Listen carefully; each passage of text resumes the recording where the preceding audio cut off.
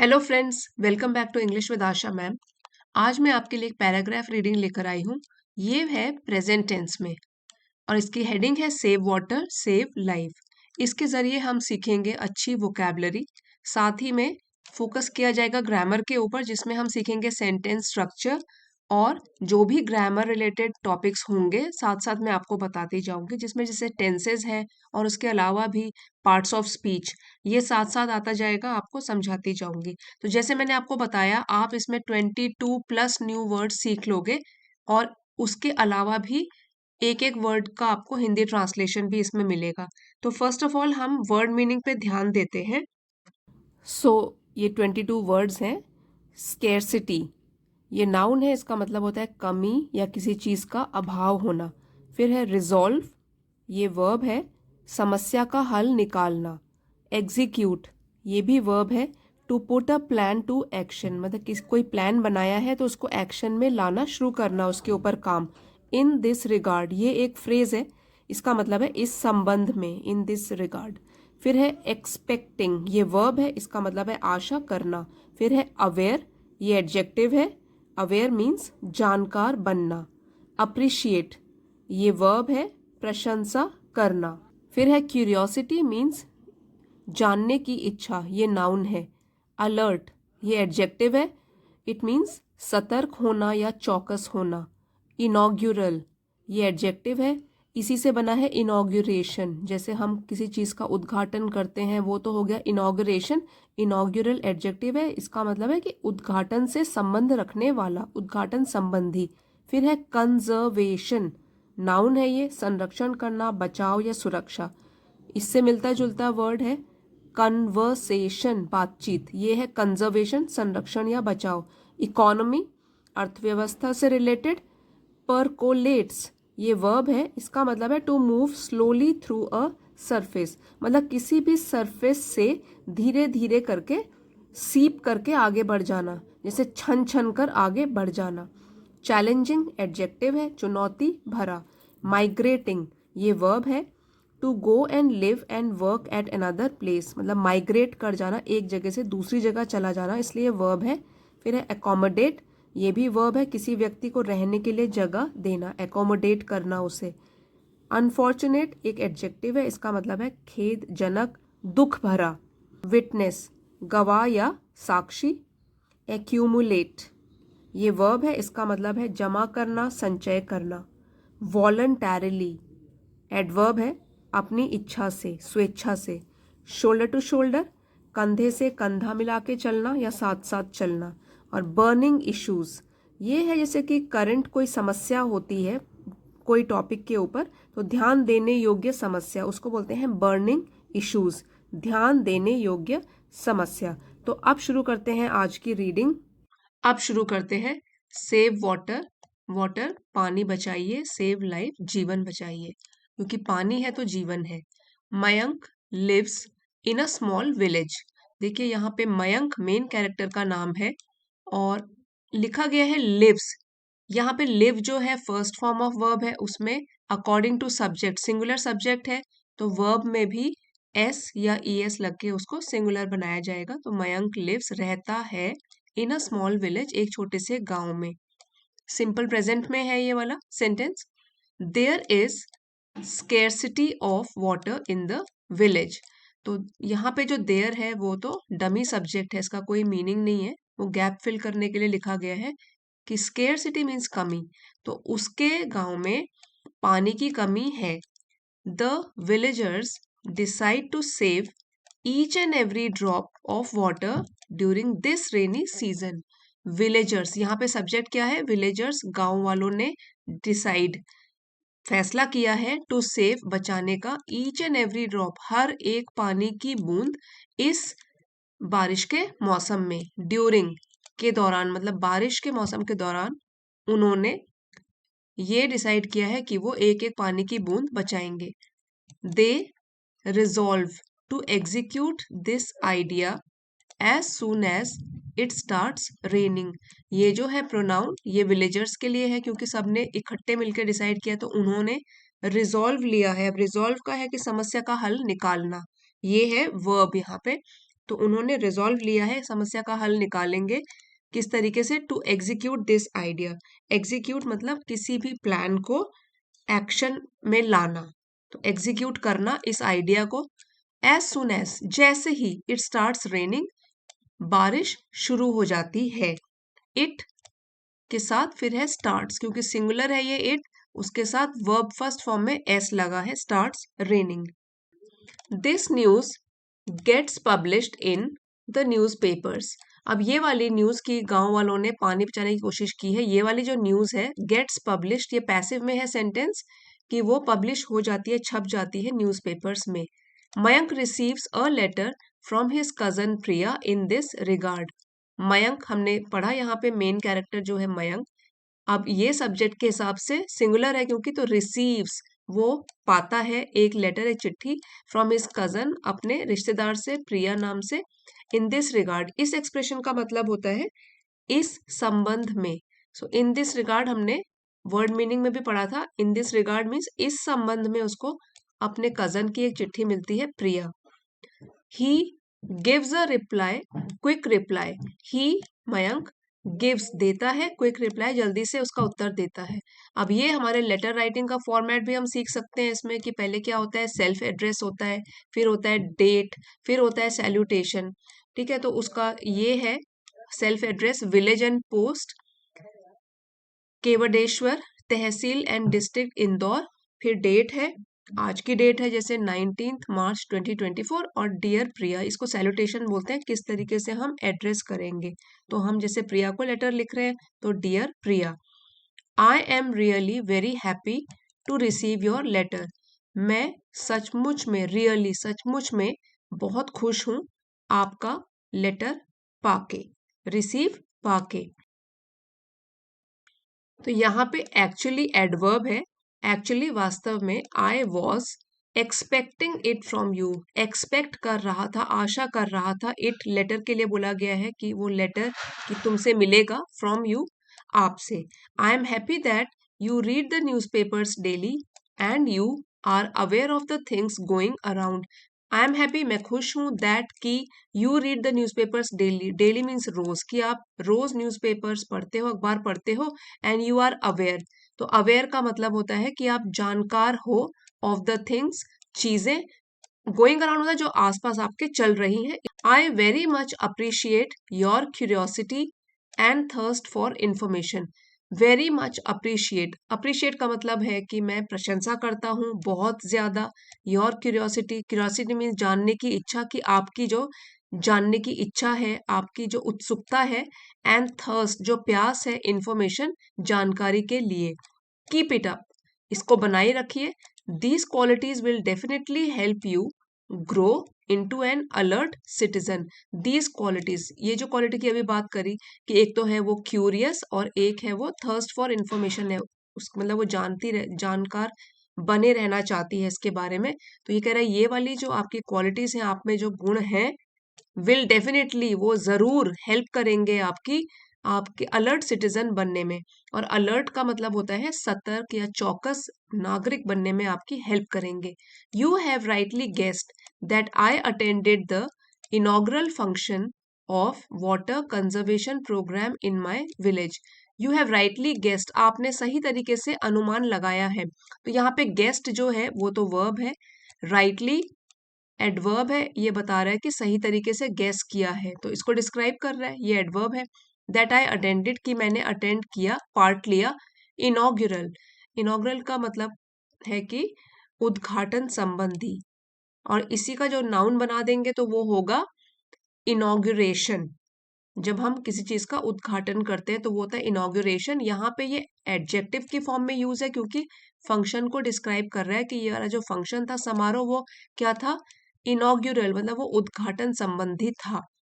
तो आपने सही गेस किया कि मैंने अटेंड किया इसका उद्घाटन फंक्शन, किस चीज का, वाटर कंजर्वेशन प्रोग्राम, पानी का संरक्षण करने का प्रोग्राम। कंजर्वेशन मतलब बचाना, संरक्षण करना, इन माई विलेज, अपने गांव में।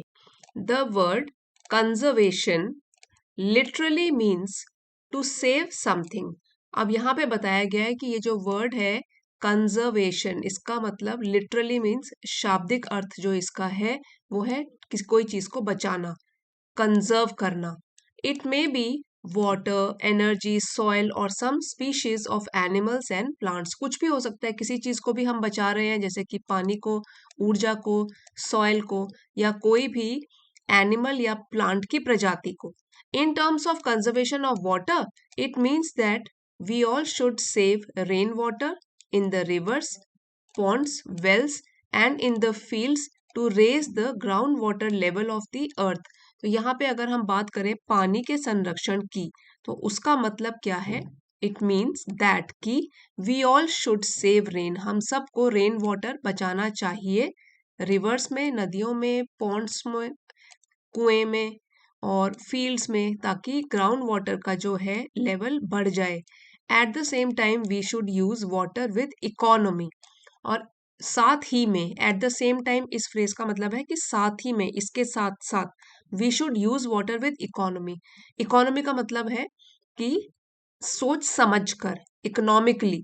तो उस तरीके से मतलब बचा बचा के, ऐसा नहीं है कि वेस्ट करना है. ये बोल रहा है कि एट द सेम टाइम, साथ ही में हमको ध्यान रखना है कि हम लोग वाटर का यूज करें इकोनॉमी के साथ, बचा बचा के. When the rainwater percolates down into the earth, it no longer remains thirsty. अब देखिए यहाँ बताया गया है कि जब बारिश का पानी, रेन वाटर, परकोलेट्स, ये वर्ब है, इसका मतलब है कि to move slowly through a surface, किसी भी सरफेस से धीरे धीरे करके छन के आगे जाना. तो जैसे धरती में पानी पड़ा रेन वाटर का, तो धीरे धीरे करके वो अंडरग्राउंड चला गया, डाउन इनटू द अर्थ चला गया. It no longer remains thirsty. तो यहाँ जो इट है वो अर्थ के लिए यूज किया गया है प्रोनाउन, कि उसके बाद जो अर्थ है वो बिल्कुल भी प्यासी नहीं रहती है, क्योंकि धीरे धीरे उसको पानी मिल गया है. We are living in a challenging era. We are, हम लोग, वी है तो प्लूरल है इसलिए आर बोला है. वी आर लिविंग, हम रह रहे हैं, in a very challenging era. Challenging का मतलब है चुनौती भरा, और यहाँ पे जो चैलेंजिंग है वो एडजेक्टिव की तरह यूज्ड है कि इसको डिस्क्राइब कर रहा है. एरा मीन्स युग, तो हम कैसे युग में रह रहे हैं जो कि चुनौतियों से भरा है. चैलेंजिंग क्या है यहाँ पे? एडजेक्टिव. रूथलेस, ये है ruthless. Cutting of trees and destruction of forests have resulted in scanty rainfall. Ruthless मतलब बर्बरता से, इसको कह सकते हैं क्रूरता से, ठीक है, बिना दया के. कटिंग ऑफ ट्रीज, पेड़ों का काटना. रूथलेस यहाँ पे एडजेक्टिव है जो कि इसको डिस्क्राइब कर रहा है, कटिंग ऑफ ट्रीज को, कि क्रूरता से जो पेड़ काटे जा रहे हैं. एंड डिस्ट्रक्शन ऑफ फॉरेस्ट, और जो फॉरेस्ट, जंगल तबाह किए जा रहे हैं. हैव रिजल्टेड, उसकी वजह से क्या हो रहा है? Scanty rainfall.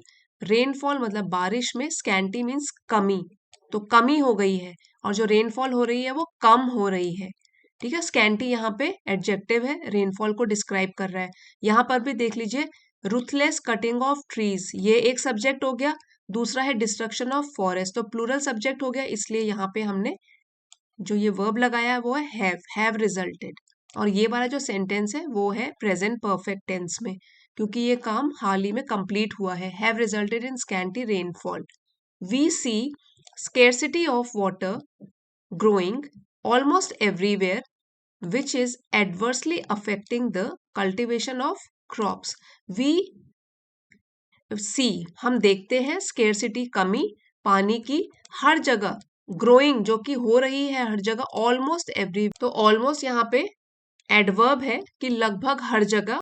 which is adversely affecting the cultivation of crops, जो कि बहुत बुरी तरीके से, adversely ये भी एडवर्ब है जो कि डिस्क्राइब कर रहा है इसको. affecting मतलब अफेक्ट कर रहा है, प्रभाव डाल रहा है बहुत बुरी तरीके से. adversely क्या हो गया?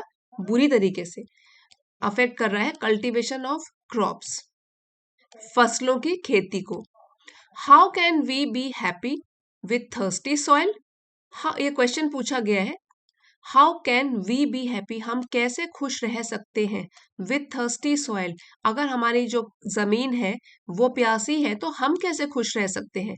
If the fields do not have plenty of water, it affects the production of food grain and the country faces shortage of food. तो अगर fields do not have plenty of water, उनमें ज्यादा पानी ना मिले उनको, इट अफेक्ट्स तो प्रभाव डालता है प्रोडक्शन ऑफ फूड ग्रेन के प्रोडक्शन में वो प्रभाव डालता है। एंड द कंट्री फेसेस, और तब देश को फेस करना पड़ता है, सामना करना पड़ता है शॉर्टेज ऑफ फूड, कि फूड ग्रेन्स में कमी, इसका सामना करना पड़ता है।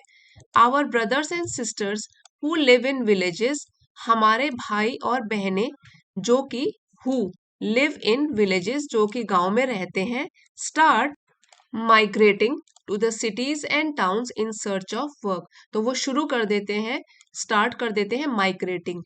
इसका वर्ब, ये जो है ये फर्स्ट ऑफ ऑल वर्ब है, और इसका मतलब होता है कि काम की तलाश में किसी जगह दूसरी जगह चले जाना। तो वो माइग्रेट कर देते हैं गांव से शहरों की तरफ, बड़े शहरों की तरफ, इन सर्च ऑफ वर्क, काम की तलाश में। The cities fail to accommodate them, और जो शहर होते हैं fail to accommodate, first of all accommodate जो है यहाँ पे ये वर्ब है, इसका मतलब हो गया कि किसी व्यक्ति को रहने के लिए जगह देना। तो जो सिटीज है, शहर के लोग हैं, जब इतने सारे लोग पलायन कर रहे हैं, माइग्रेट कर रहे हैं सिटीज की तरफ, तो वो क्या करती है, फेल मतलब मना कर देती है या जगह नहीं देती इतने सारे लोगों को रहने के लिए। And there arise many social and economic problems, और फिर देयर अराइज मतलब शुरू हो जाती हैं, अराइज फिर से शुरू हो जाना, मैनी सोशल सामाजिक और इकोनॉमिक आर्थिक प्रॉब्लम समस्याएं शुरू हो जाती हैं। You can realize that ours is the new generation which has to play a very important role in the future.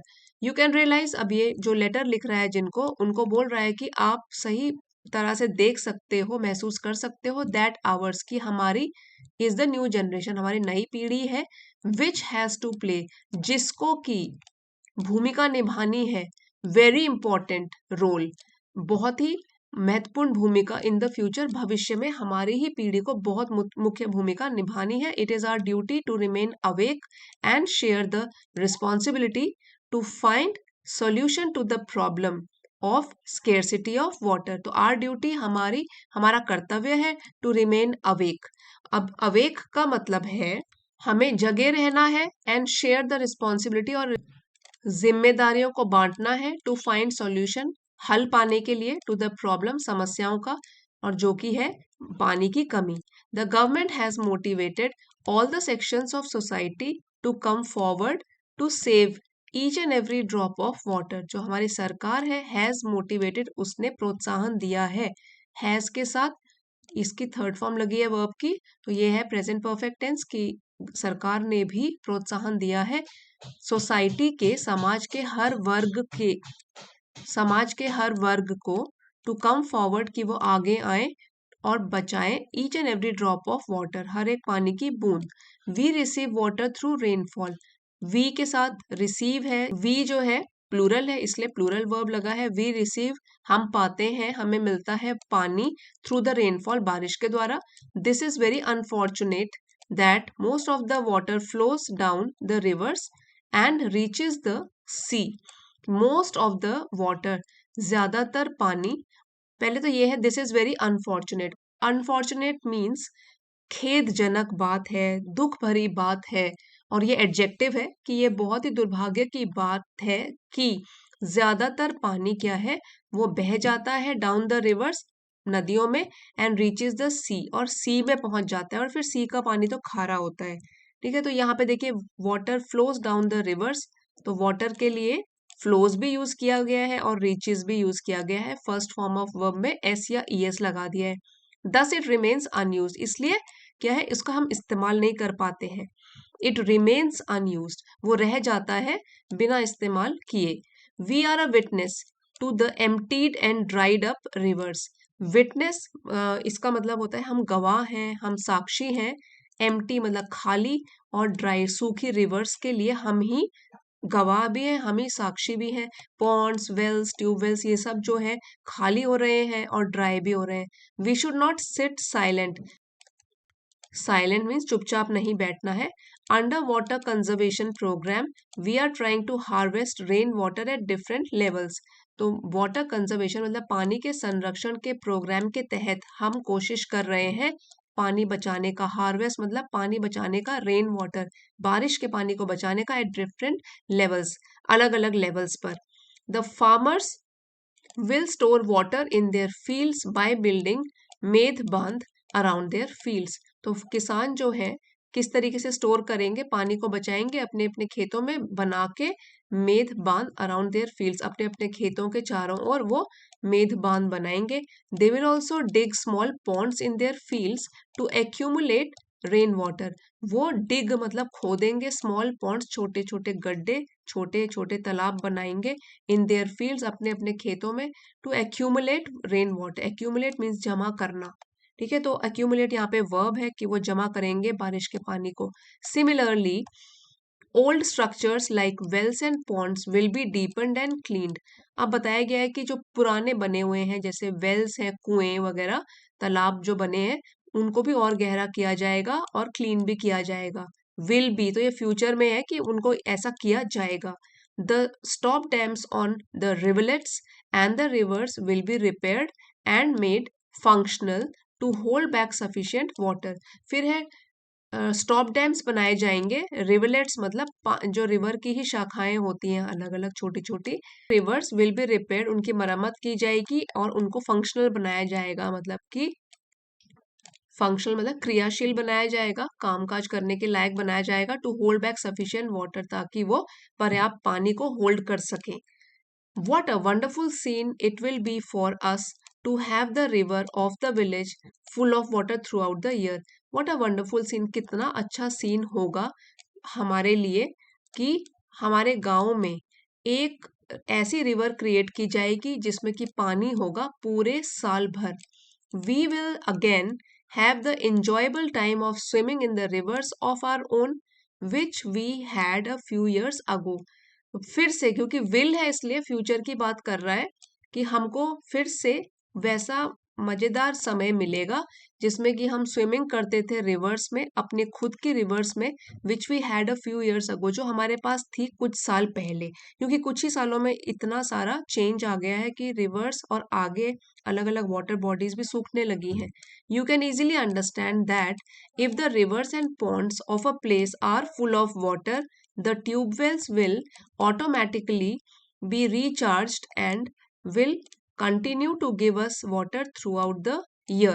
Easily understand, आप आसानी से समझ सकते हो, ठीक है। easily यहाँ पे एडवर्ब है कि आप समझ सकते हो आसानी से कि अगर रिवर्स, नदियां और पॉन्ड्स, तालाब किसी भी जगह के अगर पानी से भरे हुए हों तो जो भी ट्यूब वेल्स होते हैं ऑटोमेटिकली, तो वो ऑटोमेटिक तरीके से रिचार्ज हो जाएंगे और हमको पानी देते रहेंगे, कंटिन्यू, विल कंटिन्यू देते रहेंगे, टू गिव अस वाटर, पानी थ्रू आउट द ईयर, पूरे साल भर।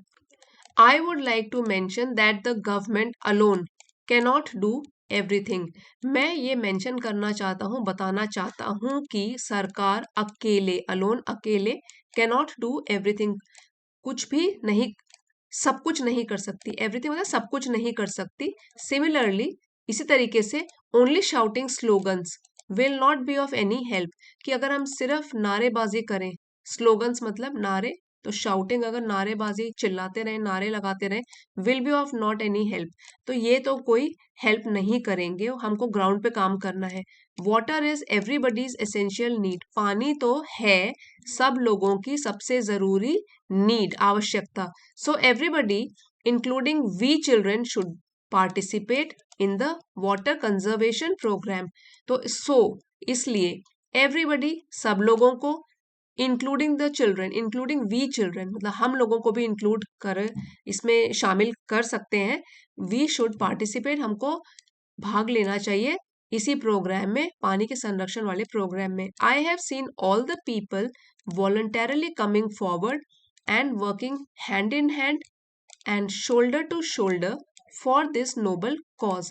आई हैव सीन मैंने देखा है, ये भी देखिए हैव के साथ वर्ब थर्ड फॉर्म लगी है, सी सॉ सीन, तो ये भी प्रेजेंट परफेक्ट का है कि मैंने देखा है, ऑल द पीपल सभी लोगों को, वॉलंटरली स्वेच्छा से, तो ये एडवर्ब है, वॉलंटरली एडवर्ब है मतलब कि देखा है।